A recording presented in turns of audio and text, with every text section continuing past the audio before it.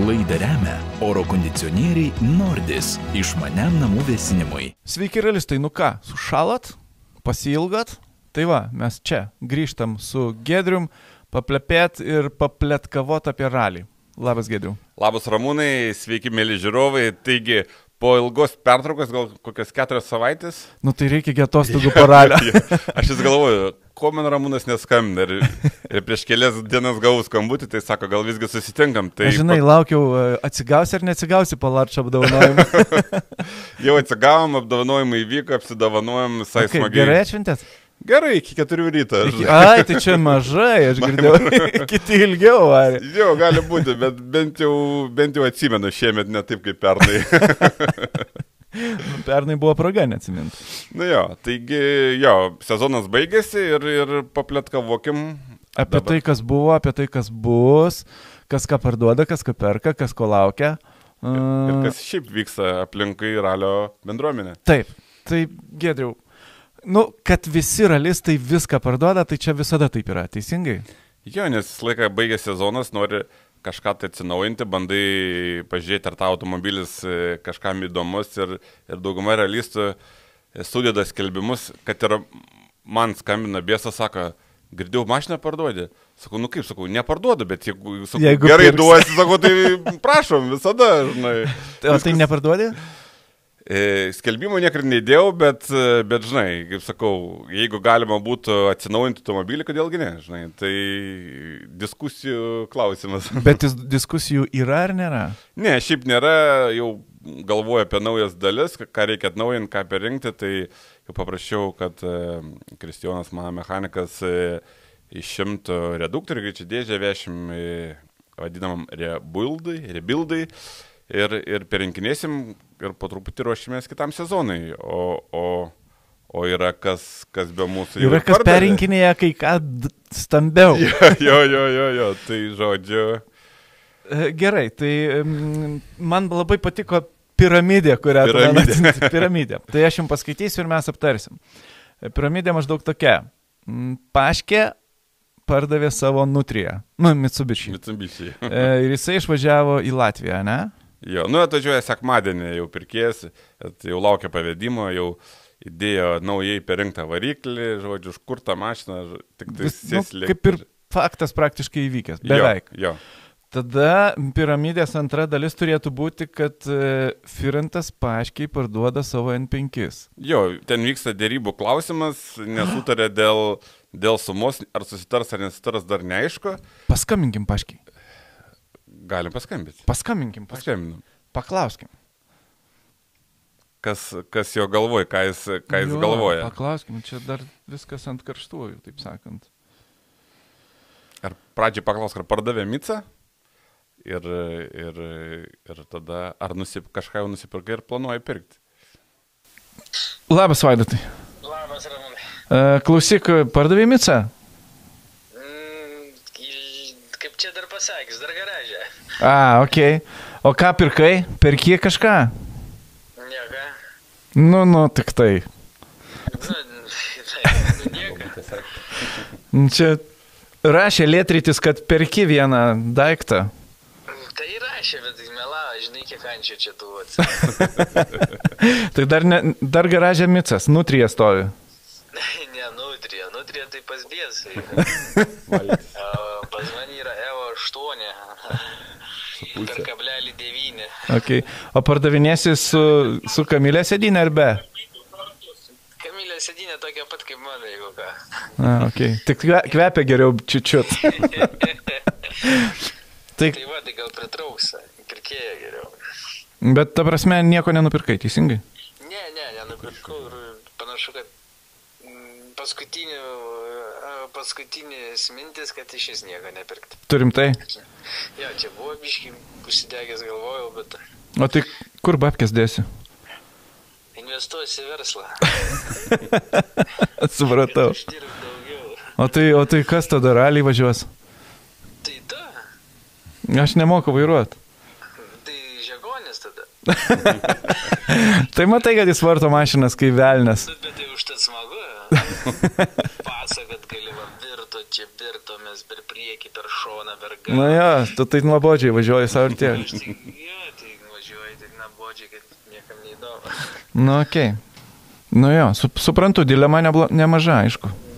Varšos mašina, Larč 1, žinai, bet tokia. Kaip ir tada, bet galvoju, už 100 pirkti, kai erkė už 105, 110, žinai, vėl tada kažkaip nesilempa. Nu jo. Lieka N5, žinai, už 7 grūbiai, nu, 7-8. Bet tai sakau, tą N5 pasiskaičiau, kad nuomotis iš Bieso gaunasi, Vos negeriau, ne?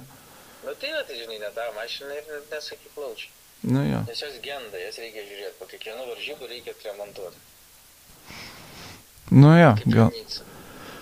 Kad neremontuoti reikės ir 5 važiuoti, bet ir 5 potė man ir vėl tada neįdomu.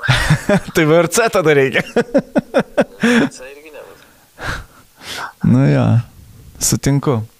Ok, Vaidai, ačiū tau labai. Nu čia. Sugriovė Vaidas piramidę. Sugriovė Vaidas piramidę ir dar taip kažkaip nuliūdino, ne?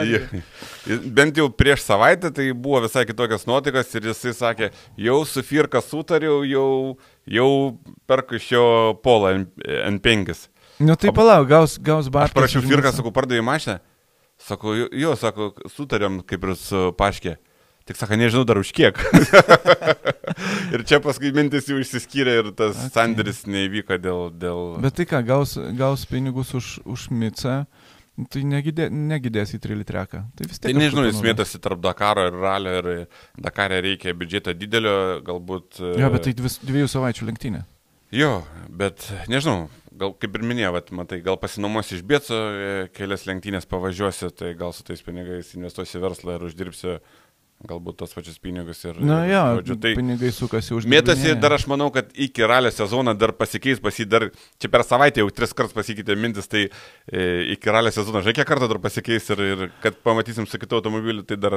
Bet tai Firantas iš Stepkos nusipirko R5, jau čia tikrai. Jo, čia tikrai ir Firantas sakė, ir matai, pats Vaidas jau patvirtina, kad Stepka pardavė Rokas Stepanavičius, kas nesupranta. Rokas Stepanavičius dabar tegu prisipažįsta. Jo, iš Giedriaus Firanto pardavė mašiną, tai... Pletkai tai pletkai, iki galo. Jo, pletkavojam.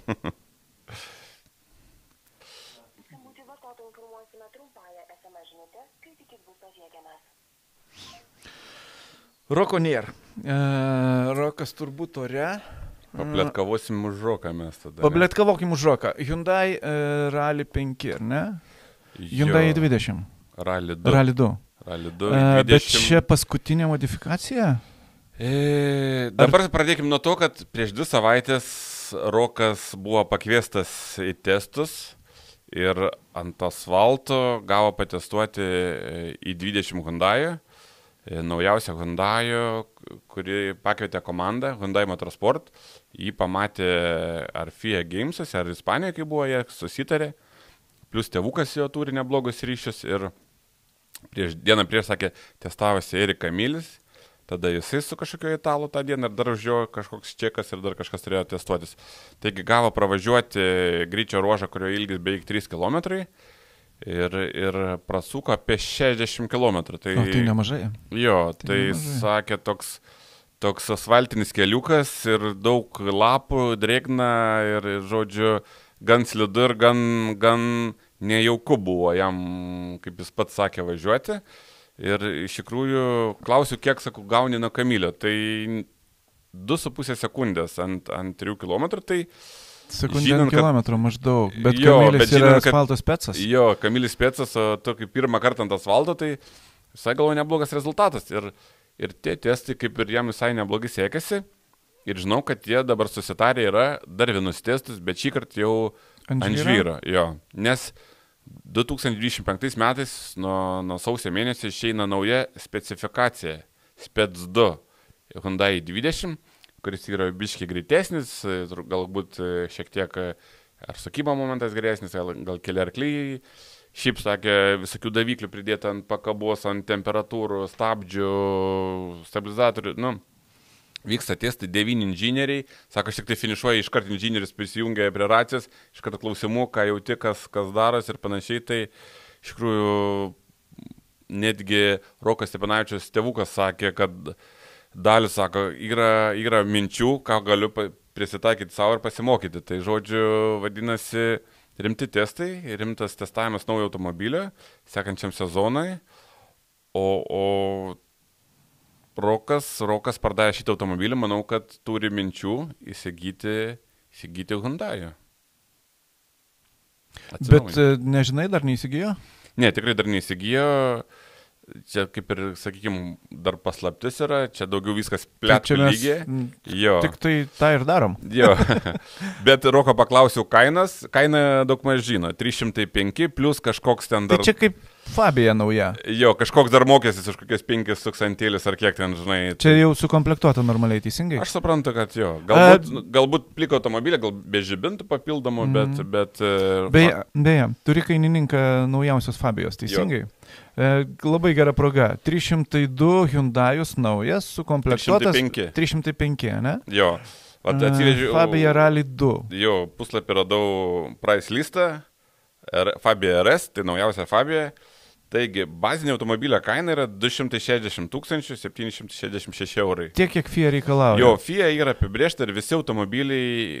Visi Rally 2 automobiliai kategorijos turi kainuoja. Prasidėti nuo tiek, bet yra niuansų. Bet yra niuansų. Reikia tada prie to automobilio dar software package, advanced package ir internal equipment package, kur yra ten plus. Mes paskaičiavom, kad realiai normaliai sukomplektuotas vis tiek ir kainuoja irgi apie 305-307 tūkstančius. Tai čia yra asfaltinė specifikacija, bet be sėdinių, be jokių... 260 tūkstančių be sėdinių. Jūs perkat mašiną be sėdinių. Tai va, ir dar yra gravel package, kur visi package'ai eina. 30 kiek ten? 308 tūkstančiai eurų prie 20... Prie 260, jo. Nu tai va 300 gaunasi. Plus dar... Papildomi žibintai ten yra. Papildomų žibintų už 5000 įsigyti ir dar ten registracijos mokės 900. Nu tai va, ką turim, tai tą pačią 310 tūkstančių. Aišku, dar ratlankį mačiau įtraukti, tai galbūt, kad automobilis bus be ratlankį dar irgi. Tai ir kiek domėjausi, praktiškai tiek Hyundai'us, tiek Toyota... Visų kainos yra 260 plus visi šitie... Plus sėdynės. Plus sėdynės, plus bent jau mūsų, kas rinka aktualu, gravel package, tai kur eina kitokie amortizatoriai, mažesni stabdžiai, apsaugos papildomos ir dar visokių niuansų. Spiruoklės, blokiruotės, dar galim daug vardinti. Visas sąrašas. Jo, tai tą dalyką įsigys, tai dar paminėčiau, kad be mokesčio kaina, tai yra plus PVM-as. Jo, tai ir dar be atsarginių dalių. Nu tai PVM-as nuo 300 tūkstančių, tai 20% 60 plus. Jo. Nu ir zipas, bet kokiu atveju minimum 20, teisingai. Jo, čia pats mažiausias. Tipo mažiausiai reikalavimas, mačiau kažkada už 30 000 reikia pirkti. Nu tai 400 gabaliukų, kad pradėtum startuoti. Tai negana to, kad ant Fabijų bent jau pernai tai buvo kaip minimum metų eilė laukti. Jo, ir dabar ta eilė yra, bet pradžiai buvo 2 metai netgi eilė, žinai. Bet, kaip sako, tą eilę galima pastumdyti. Jo, nu tai pardavinėja eilę kai kurios komandos, bet tai yra irgi eilės mokestis. Yra koks 20 000 viršaus ir tau galbūt tą eilę kažkas suteiks. Nes yra prioritetinės komandos, kurios važiuoja pasaulyje, Europos čempionatuose ir visą laiką gamintojas nori, kad jų daugiau automobilių būtų matomų ir važiuotų ne nacionalinėse čempionatuose, o kažkur pasaulyje. Tai jie gali greičiau įsigyti tos automobilius, o tu tą savo eilę gali biškai būti pastumtas, sakytų, sorry, we are late, sako, biškai gausi automobilį vėliau. Ir, žodžiu...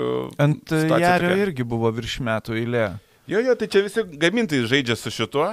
Visi turi galbūt ten tą pagamintą automobilį, bet, sakykime, Škoda, jinai per metus gamina kokį 60-70 automobilių. Tai atsiradus Jarijai, truputį ta eilė prasiskėdė ir dabar galbūt galima, aš kažkada rašiau, kad ten 3/4 jau užsakyti, jau mašinų nebus, tai tas pats yra ir su Toyota, bet jeigu tu kažkoks super driveris ir tu ateis nori, tai manau, aišku, yra prioritetas. Ta eilė truputį strampėja. Įdomu, kaip su Hyundai'm, va šito tai niekada nežinau. Su Hyundai'm irgi kažkokia eilė, manau, nėra tokia jinai kaip su... Nu jo, su kitais gamintais, jisai ne pats populiariausias automobilis, taip. Bet Rokas kaip jį testavo, sako, net nėra lyginti su mūsų automobiliais. Rally 2 automobilis ir mūsų R5, nu, sako, kitas lygis ir daug aštresnė ir valdas ir daugiau kažkokios informacijos automobilyje yra ir šiaip jisai buvo sužavėtas to Hyundai'm ir manau, kad greičiausiai darys tą pasirinkimą ir pirks. Ar tai nauja, ar tai dėvėta, nežinau. Nes šis automobilis jau keletą metų jau važiuoja. Į tas į 20, bet minčių turi. Bet kažkaip tai nedaug jų važinėja Europai. Nu, bet Europos čempionatą laimėjo. Taip. 2 metus iš eilės. Jo, bet pirmam 10-ukės vienintelis berots. Jeigu ne 20-ukė. Jo, Padanus VRC buvęs driveris, jis gan stabilus ir savo stabilumu ir greitas, tai tą ir pasiekė. Gerai, grįžtam į Lietuvą. Kas dar ką pardavinėja? Tiksliau, gal kas dar ko nepardavinėja? Jo, tai Nedas Radišauskas, mačiau, irgi įsidėjęs skelbimą, tai kalbėjau su juos, norėčiau galbūt atsinaujinti sekantį modelį, ta prasme, Evo. Į naujesnę generaciją. Kaip Vlado Jurkevičius. Kalbėjau su Vlado, sako, ar keisi automobilį, tai jis sako, lyginu Vaido ir savo automobilių datas ir sako, didelio skirtumo nematau, netgi yra tam tikrų valdymo niuansų, kaip netgi Vaidas jam pasakęs yra, kad mieliau važiuočiau su Evo automobiliu negu su RS.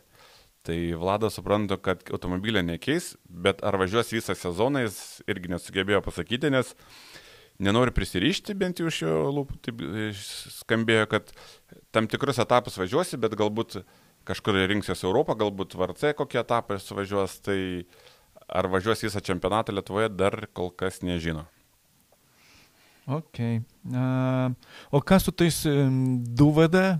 Kas nors girdėt kažko įdomaus? Jo, dar mačiau Buividai pardavinėja savo bent jau automobilį idėją skelbimą, tai irgi nori, čia kaip ir prieš tai dar kalbėjau su jais, sako, mes kaip ir klasėje viską pasiekėm, dabar tą patį kartoti kaip ir nebeįdomu.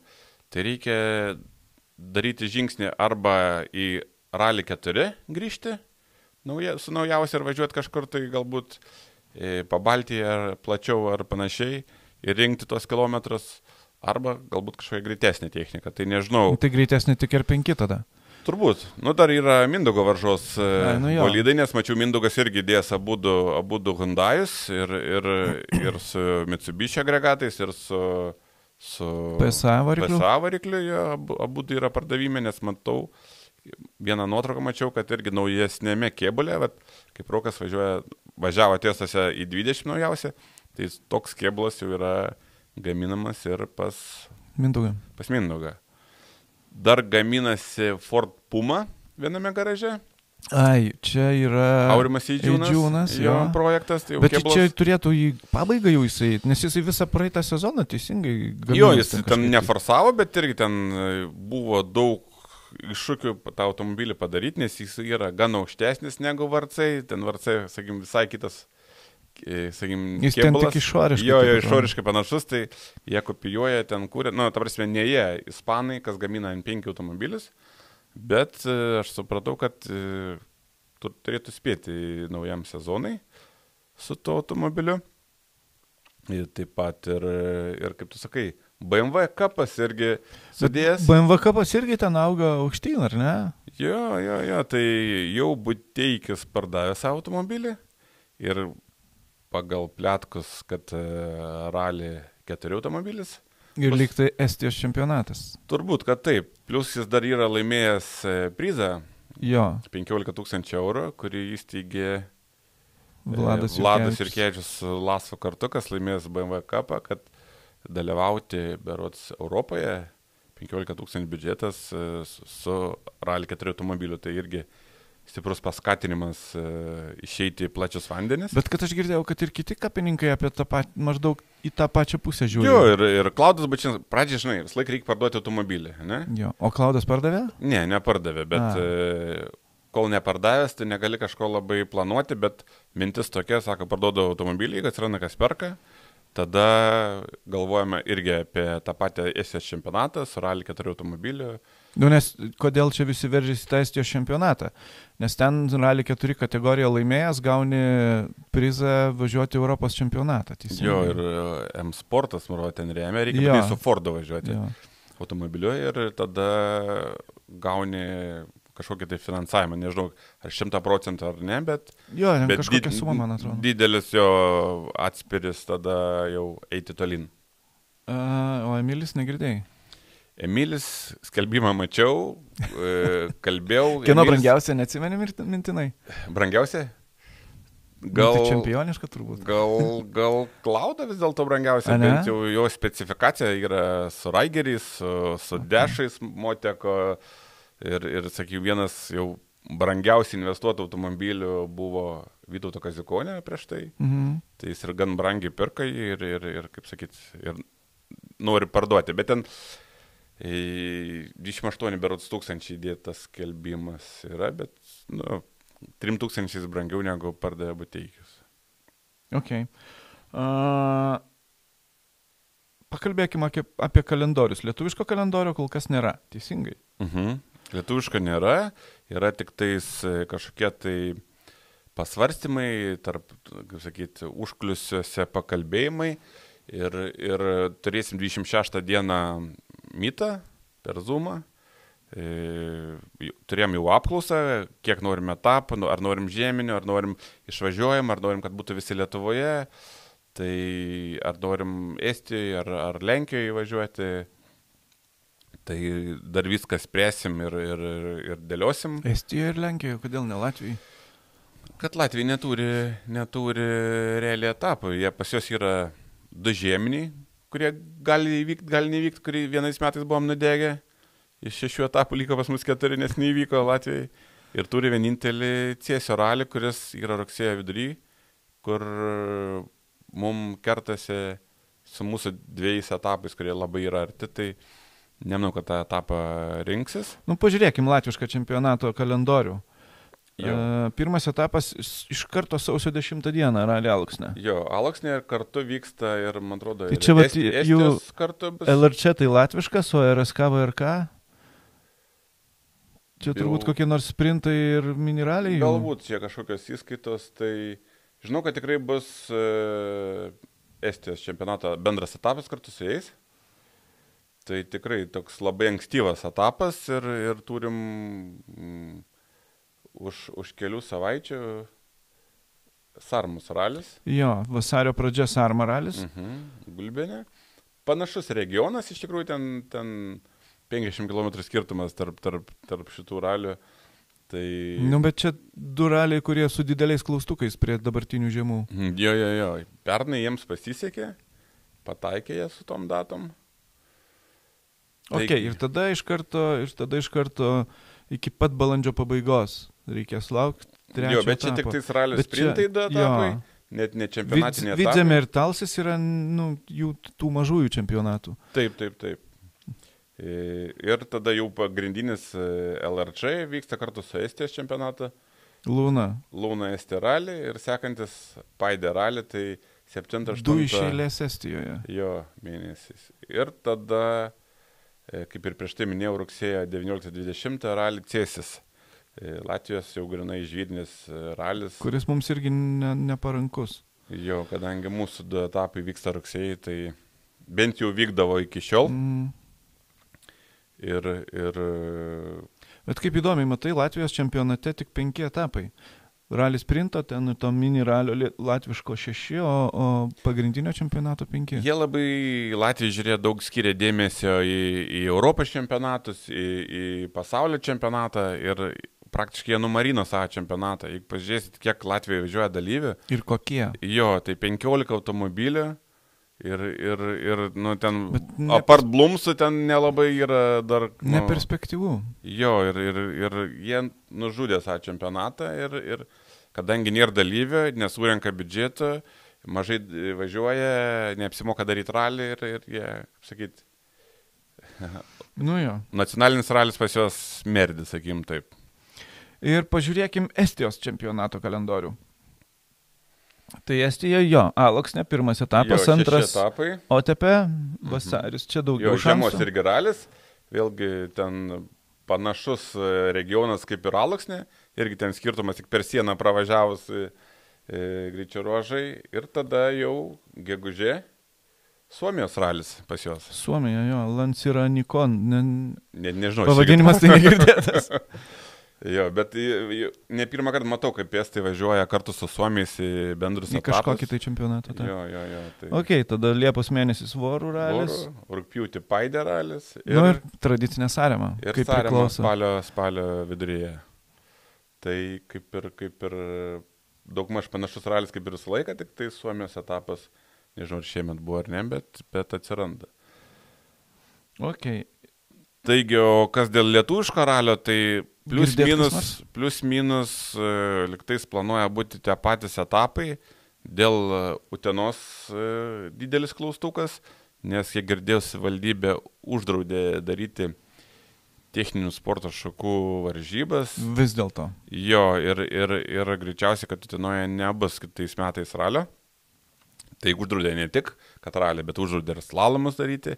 Netgi motokrosai neleidžia varžybų daryti, tai viskas... Visam rajone nieko. Jo, tai arba ralis yra pletkai, kad kelsis į Zarasus ir vyks Aukštaitijos ralis, kuris vykdavo seniau, arba tada turėsim kažkokį tai išvažiuojamą etapą, kuris gali būti... Bet kalba eina apie 6 etapus?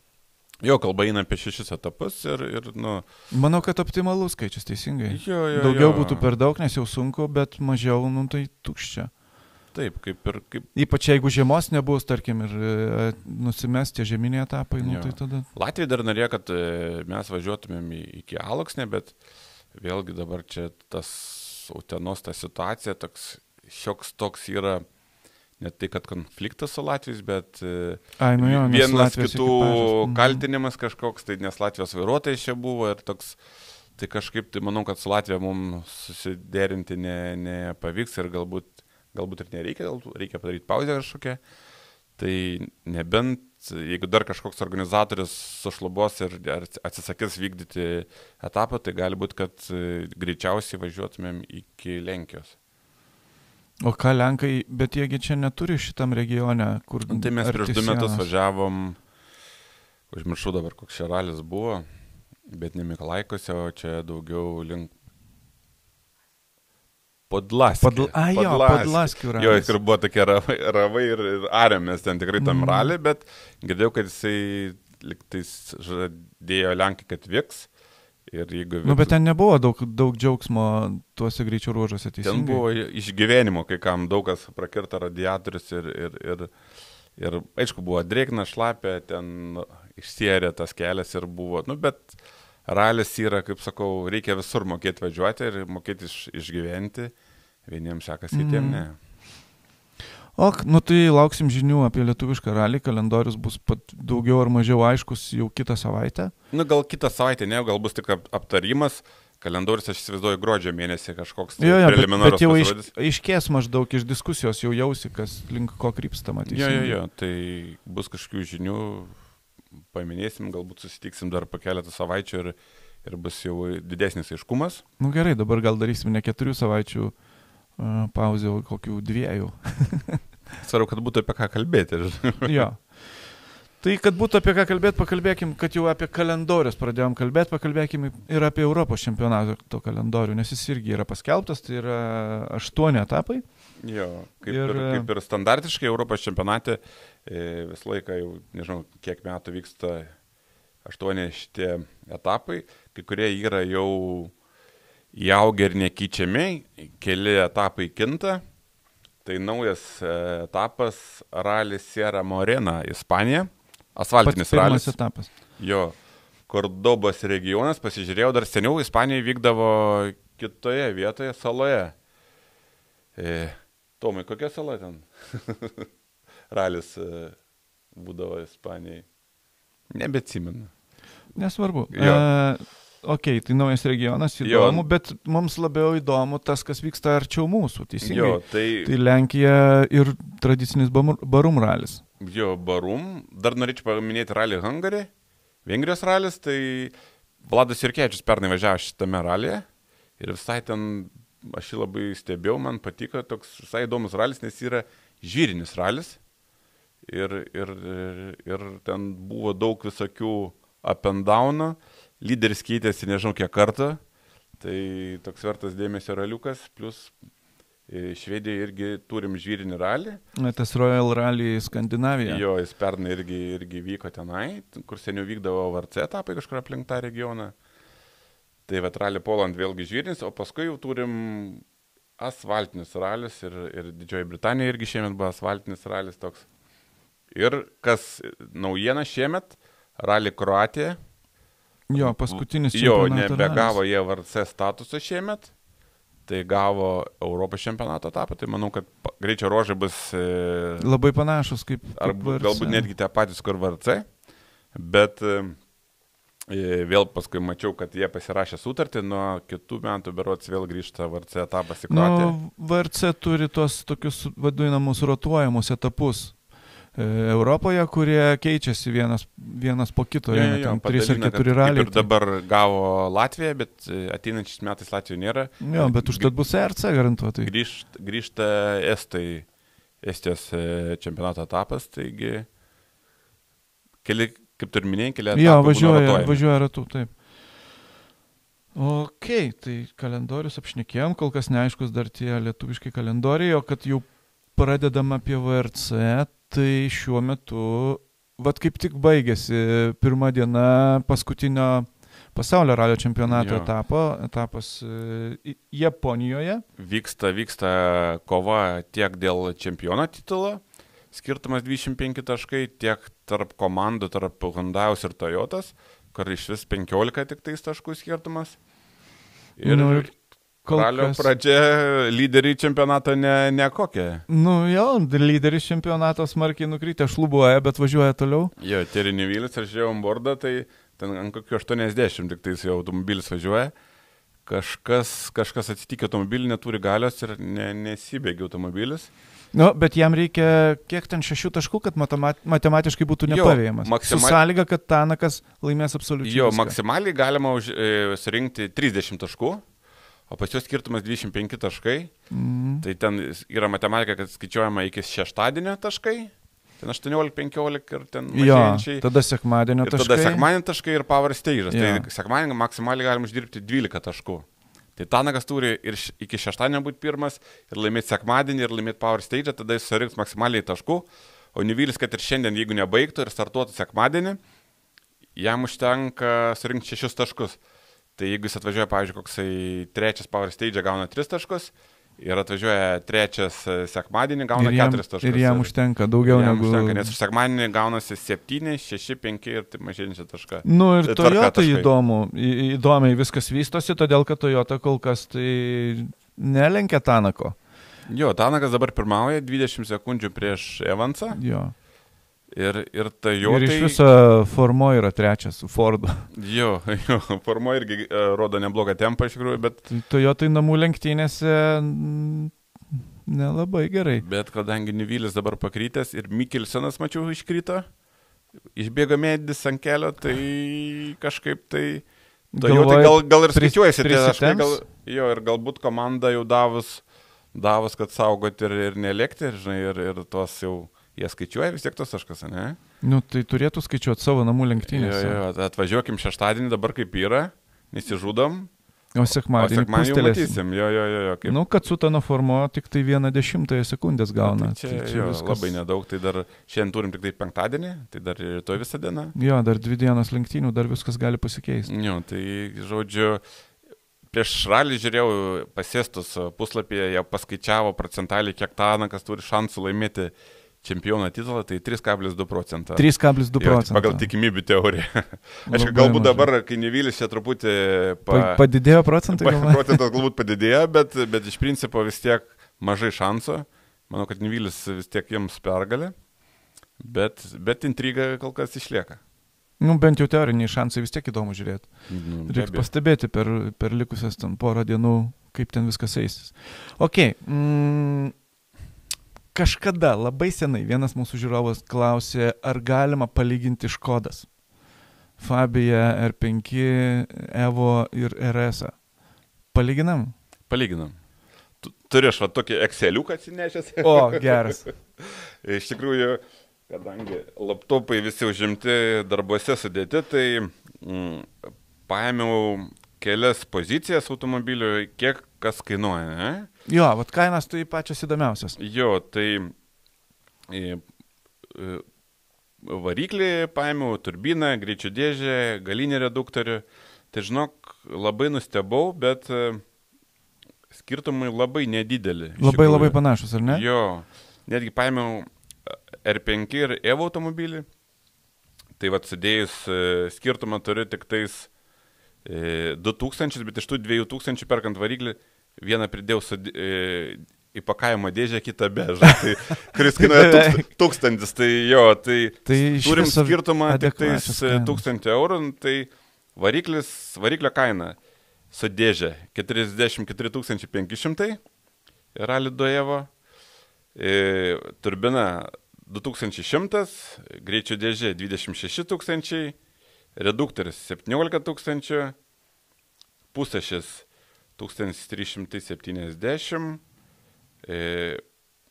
damper arba, kitaip sakant, amortizatorius jo 4650, tai va čia va didžiausias skirtumas ir buvo, nes senos Škodos 3850.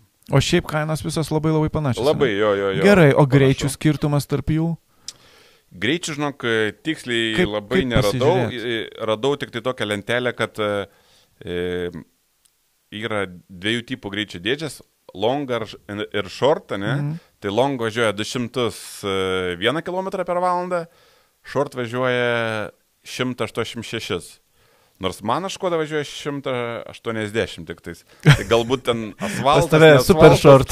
Jo, tai matai, dar yra kažkaip greičio dėžės spec B, spec C, tai galbūt dar yra kažkokios... O iš feelingo, kas natūralu, kad Evo turėtų būti greitesnė, teisingai? Nes jo, nes Evo, žiūrėjau, dar lyginau arklius, ne?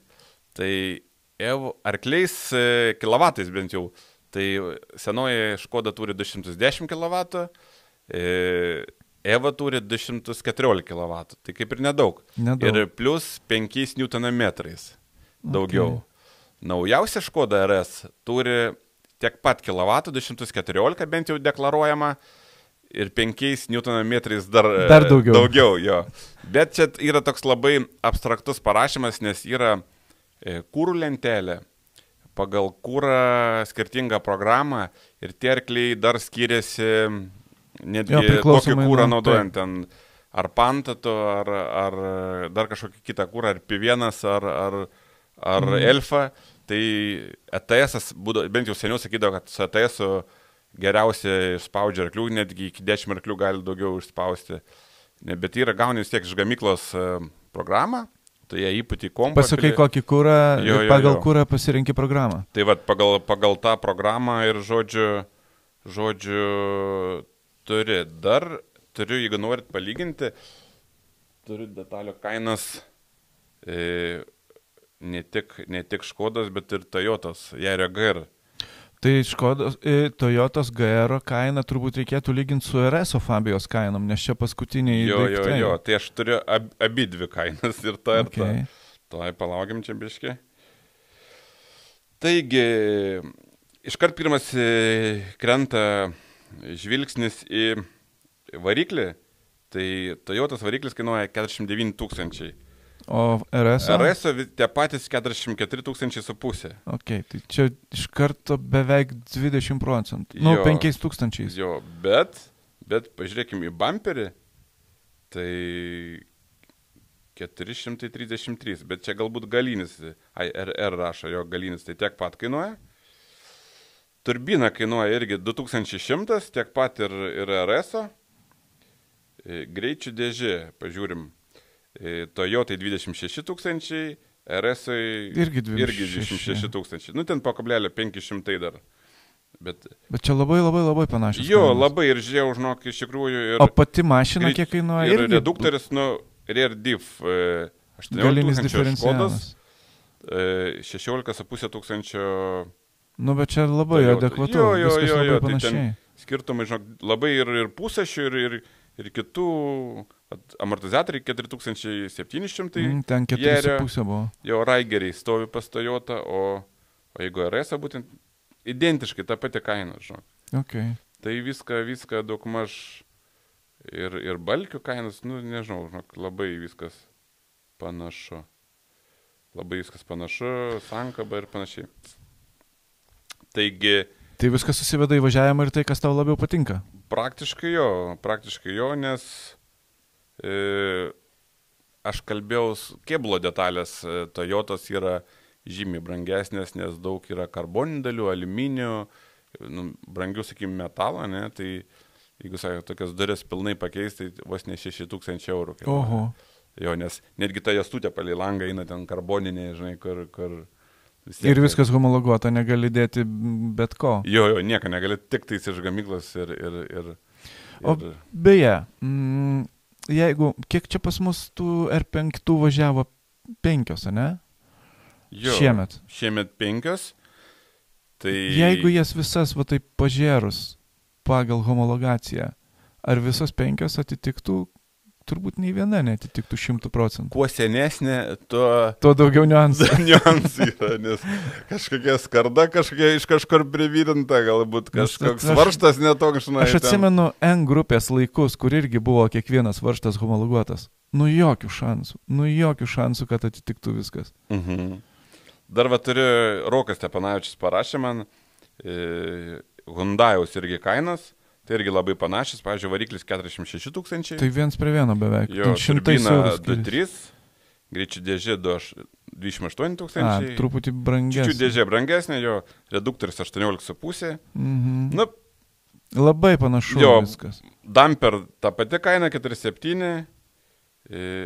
Priekinis buferis su visom grotelėms, visko kažkaip man labai sustabdžiu nukreipėjais, tai 2,6 kažkaip biškai galbūt daugiau. Bet ir tos pačios traukės ten po 500, šakės vadinamas. Vienintelis, kas man užkliuvo, pigiausia detalė, gal pigiau negu Škoda ir Toyotai, tai radiatoris, kur ten kainuoja po kokio 1200, tai čia 400 eurų aušinimo radiatoris. Vienintelė detalė. Gal koks standartinis? Galbūt, žinok, tikrai, nes panašu, kad standartinio radiatoriaus kaina, tai kaip ir labai viskas panašu, matyt, čia FIA viskas reguliavus ir ta pradinė kaina. Pagal homologaciją, kai darai, turbūt taip ir gaunasi. Detalė kainos, tai žodžiu, bet kurį automobilį perkant aptarnavimas tiek seno, tiek naujo kainuoja panašiai. Viskas susiveda į aptarnavimus, nes tau reikia detalės keisti kažkiek kilometrų. Jo, pavyzdžiui, Škodos variklį remontavau, ne? Tai čia yra variklis su turbina, su kolektoriais, su visais davikliais, su visko pilnas jau žinai, kaip taip. Jėmi dedi ir varai. Jeigu tik tais remontavau variklį, keičiau bloką, galvą, ten švaistiklį stūmoklį, ne, tai tiek nekainuoja. Ten kažkur apie 20-22 000 galbūt gaunasi variklio kaina. Aišku, plus mokesčiai čia visur prie šitų kainų prisideda. Tai žodžiu, šiek tiek pigiau. Dar, jeigu norit, galiu papasakoti, ką reikia keisti Škodai. O beje, keitimas, aptarnavimai, jie irgi labai panašus visų modelių, teisingai? Kadangi aš neturiu kitų katalogų, negalėjau palyginti, bet iš principo turėtų būti tas pats, jo, tik tais kiekvienas gamintojas prieš paleisdamas, homologuodamas automobilį, daro testus daug kartų, daug kilometrų nuvažiuoja, po 10 000 galbūt daugiau, ir tiek ant žvyro, tiek ant asfalto, ir ištestuoja kažkoks mazgas kiek laiko ir prie kiek tu jį turi keisti. Kad būtų garantija, kad pravažiuosi. Jo, tai pavyzdžiui, panašiai, žinok, tiek senai Škodai, tiek RS-ui keitimo intervalai panašus.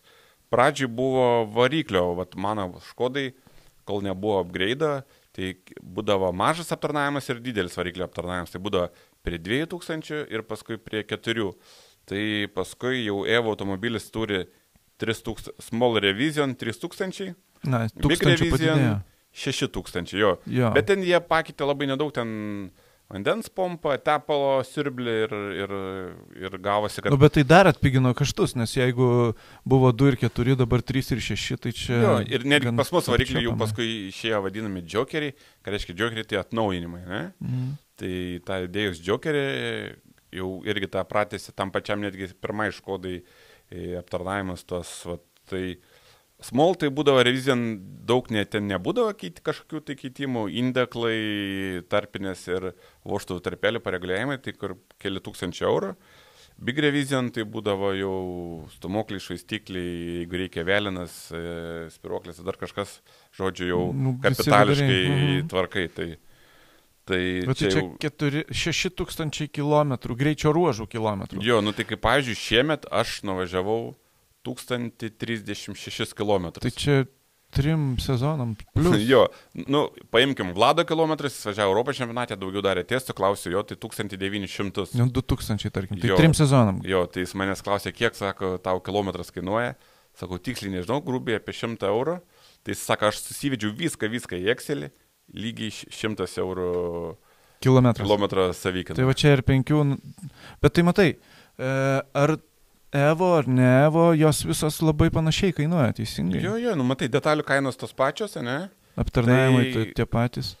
Kilometro kaina subrangsta tada, kai važiuoji ne keliu. Tada kilometro kaina kyla ženkliai, stipriai. Kai pradeda dilt kėbulo dalis. Jo. Tai kai kėbulo dalis dar ne pats brangiausias, bet kai variklis ant kelio iškrenta, tai tada būna labai brangu. Turėjom tokių pavyzdžių. Kart, žinai, pasidaro. Tai jo. Bet tai, okei. Tada ką, nėra labai didelio skirtumo, su kuria iš jų važiuot? Iš principo, žiūri tada galbūt tokios dalykus, kaip gali greit dalis gauti, kas aplinkai naudoja ir dėl kažko da populiaru, nes daug parduotų automobilių. Dabar mačiau jau 600 automobilis išėjo. Didelis vartojimas, pastoviai dalių tiekimas nenustruksamas, netgi tai pačiai girdėjau Toyotai irgi problemų su dalimis. Nes jų nėra daug. Latvijai buvo dabar čia išnuomavę automobilį, nuvartė automobilį, tai negalėjo sezono metu gal 2 mėnesius negalėjo surinkti automobilio, nes negavo dalių. Kas su Škoda, sakykim, tų problemų beveik nėra. Yra keletą pozicijų, kur su greičių dėžės detaliam truputį stringa ir ratų guoliais. Tai iš principo dėl to labai patrauklus Škoda važiuoti, kadangi didelis vartojamumas aplinkui. Jeigu kad ir man kažko trūksta, ir pas Roką galiu kreiptis Stepanavičių, ir Pro Racingą seniau kreipdavusi, tą patį SRT. Tai ir jie visada turi. Labai, labai patogu. Ir tu gali, žinai, šokai nuvažiavai porą valandų, atsivežiai idėją ir leki toliau, žinai. Tai nereikia laukti, kol tavo atsius, kur koks Fordas, pavyzdžiui, šis ten Anglija, žinai, ten muitinės, nemuitinės, dar kažkas. Tai, sudėtinga. Jau dabar ne Euro Sąjunga, tai. Jo, tai iš tikrųjų labai sudėtinga. Tai Tepls, dar jeigu tęsint apie aptarnavimus, rekomenduoja keisti kas 500 km, bet mes, pavyzdžiui, keičiam kas kiekvienas varžybas. Gal dar testus pravažiuom. Toks keitimas kaip žvakės 800 km. Yra bėdas. Tai irgi žvakės, tai tarkim visą sezoną gali pravažiuoti. Jo, praktiškai jo. Yra tokie niuansai kaip turbo charger gasket, tai tarpinė. Tai ją reikia tikrinti po kiekvieno važiavimo.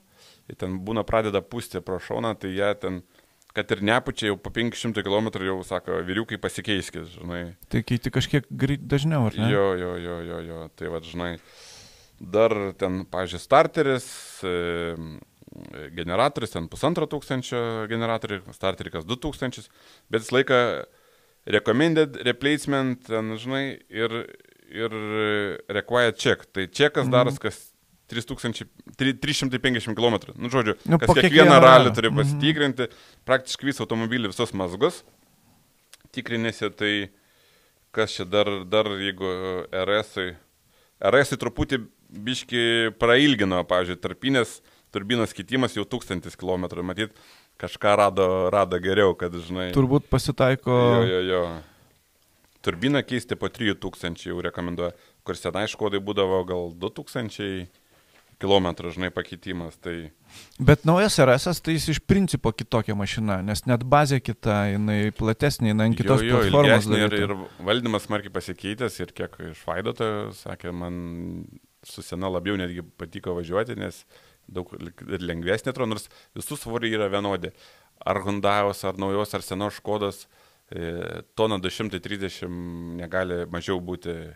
Tai yra, daugiau nieks nenori daryti. Jo, tai daug maž visi tiek ir automobiliai sveria, tai dar iš tokių įdomumų, tai Amortizatorius reikia kas 500 km daryti patikrą, o jau keitimas prie 3000 km irgi jau jam, žinai, reikalingas bent jau tai iš pagrindų. Jo. O kiek šiaip vieną ralį pravažiuoti kainuoja pinigų, jeigu nieks nesudyla neplanuotai? Tai va, jeigu kaip Vladas paskaičiavo daug maž ir mūsų tokia 100 km. 100 eurų kilometras. Jeigu greičių ruožų ten 100 km, tai labai paprasta, 100 kart 100, 10 000. Bet neužmirškim dar tokio dalyką, čia vienas dalykas be mokesčio. Antras dalykas be komandos. Ir be treniruočio. Jo. Tai žinai, ten, sakykim, pas mus raliai būna taip 110 iki 120 kažkur tai jo. Tai su treniruotėm iki 80 km, dar 120, tai 200 km, tai be draudimo gali kainuoti iki 20 000. Tai dar jeigu draudimas, dar 5 kokie tūkstančiai eurų. Kar čia šie etapai? Pusantro šimto.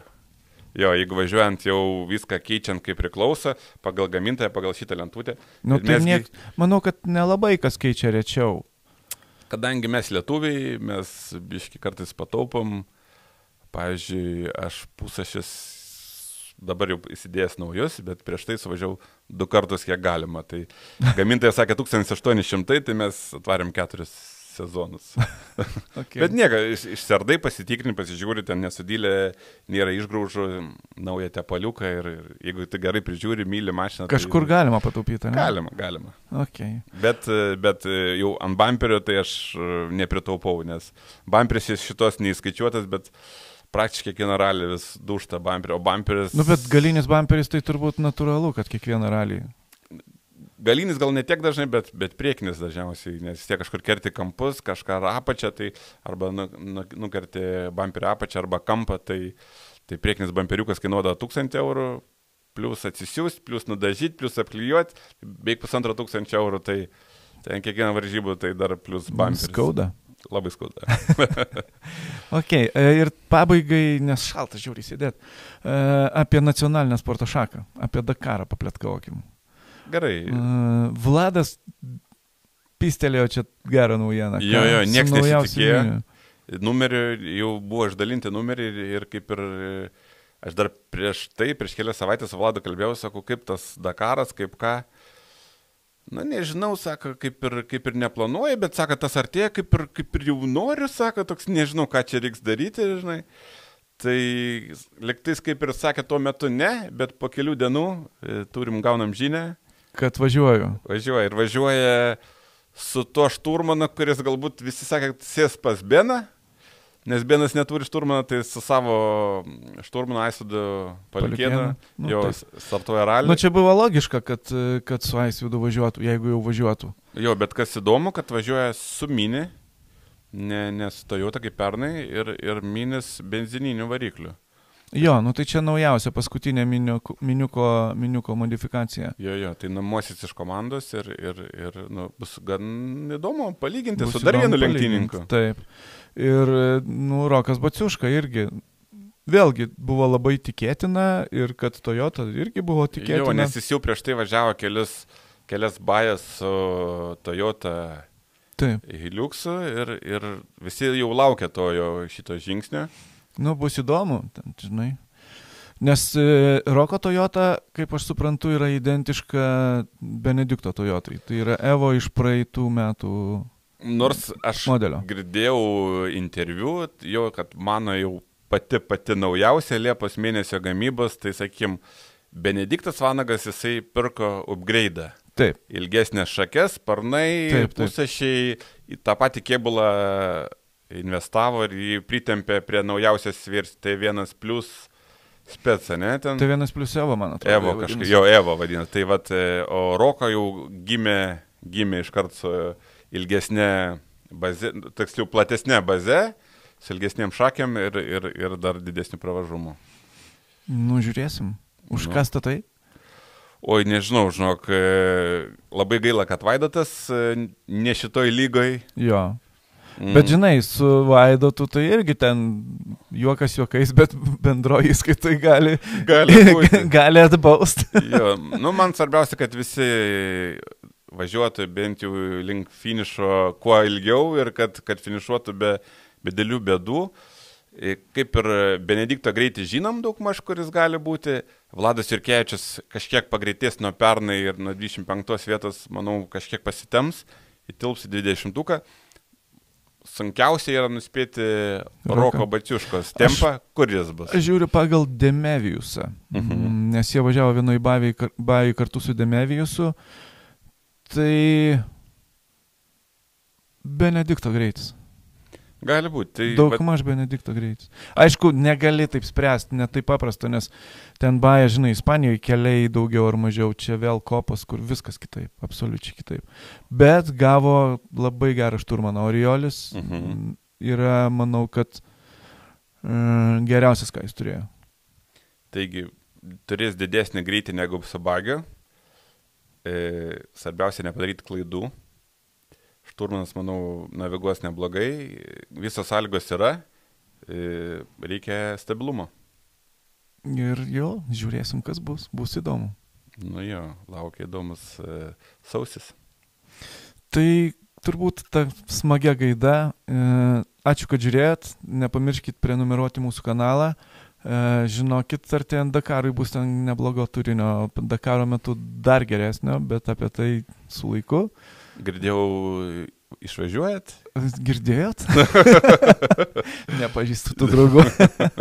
Tai va, tai prenumeruokit, sekit naujienas, žiūrėkit mus ir komentuokit, žinoma, klausinėkit, nes manau, kad po 2 savaičių mes pabandysim padaryti dar vieną podcastą, pasižiūrėsim, ar atsiras čia naujienų ir ar bus proga apie kažką tai pašnekėti, taigi klauskit, kas neaišku, kas įdomu ir susitiksim kažkada. Jo, nepamirškit paspausti ačiū, nes Excel'e neturi kur pasidėti. Ai, jo, ant stalo reikia, žiauriai reikia stalo. Ir šilumos, nes čia taip šalta, kad eina savo. Jo, tai viskas. Čiau. Ačiū ir iki. Ate. Laidą remia oro kondicionieriai Nordis išmaniam namų vėsinimui.